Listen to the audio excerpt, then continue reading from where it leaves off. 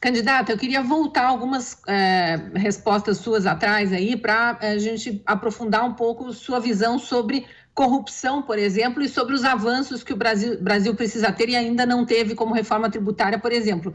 Mas especificamente na questão da corrupção, a senhora cita as emendas de relator como o maior esquema de corrupção que o Brasil já viu ou um dos maiores, e cita que são 20 bilhões por ano, se bem que a gente precisa ser justo aqui, ainda que uma parte do Senado e da Câmara diga que é secreto, a gente tem como saber para onde vai esse dinheiro, e até onde se sabe, esse dinheiro não vai para o bolso do parlamentar, vai para alguma obra, algum investimento na sua região. É diferente de você simplesmente desviar recurso para enriquecimento ilícito ou para perpetuação no poder. Mas 20 bilhões por ano, multiplicado por 16 anos, por exemplo, que foi o tempo que o PT ficou no governo, dá 320 bilhões, não chega a 1/3 da corrupção que o PT deixou, pelo menos pelo que foi levantado pela Lava Jato e pela CPI do BNDES. Então, acho que a gente precisa colocar essas proporções aqui para não fazer parecer que está tudo no mesmo balaio. Em relação a Paulo Guedes não ter feito nada, acho que a gente precisa mencionar a reforma da Previdência, a Lei da Liberdade Econômica,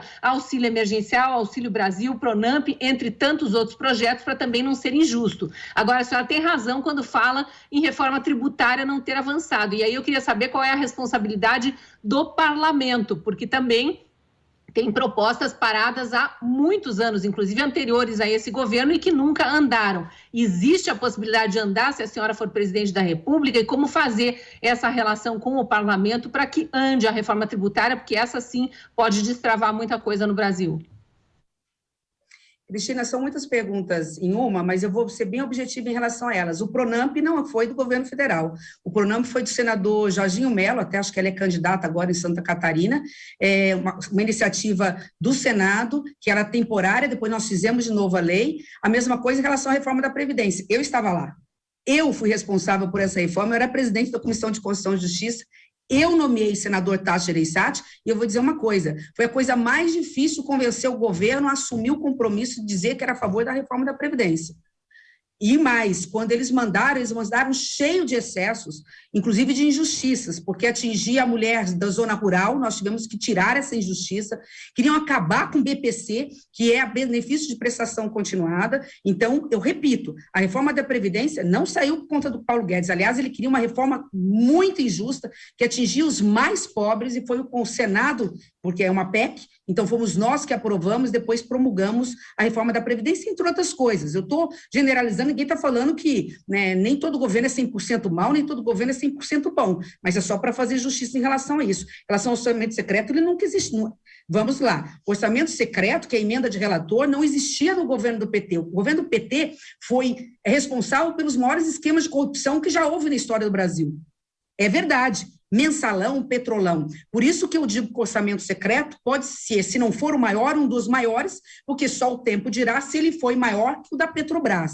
Por enquanto, o orçamento secreto, eu falo de 70 bi, que é o que nós temos. Antes, a emenda de relator, ela ficava em algo em torno de 500 milhões, é menos de 1 bi. A emenda de relator era uma emenda para meros ajustes regimentais e legais contábeis. Eles aproveitaram isso neste governo, isso foi feito dentro do Congresso Nacional, portanto, com a conivência do Congresso Nacional, e nisso você tem razão, para fazer.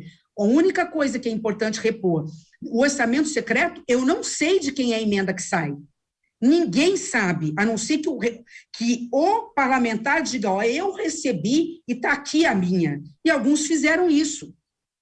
Eu não estou dizendo que os 19 bi não chegam lá na ponta e todo ele não é executado, mas grande parte não é executado nada, vai para o bolso ou ia para o bolso. É uma nota, é uma página em branco, uma nota fria que é emitida como se tivesse prestado o serviço. Normalmente não é obra, porque a obra deixa digital, tem que provar que a obra estava ali. Eu falo que arranquei dente da boca, eu falo que fiz exame de HIV, como aconteceu em outra cidade. Tem uma cidade pequenininha, não me lembro mais de qual estado do Nordeste, onde o prefeito disse, pequenininha, que fez mais testes de exame de HIV que toda a cidade de São Paulo, que tem 19 milhões de habitantes. Ou seja, não foi executado nada. A nota é 100% fria. Ao ser paga, é 100% embolsada por alguém. Se é de deputado, se é de senador, se é de prefeito, se é de secretário, eu não sei. O tempo vai dizer.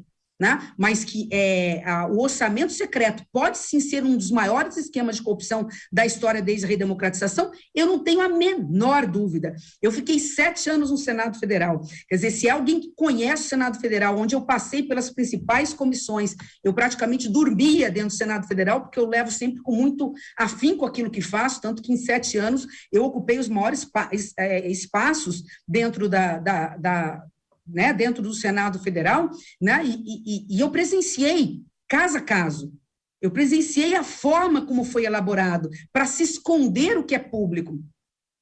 Repito, a partir de janeiro do ano que vem, nós saberemos, né, se eu estou certa ou não.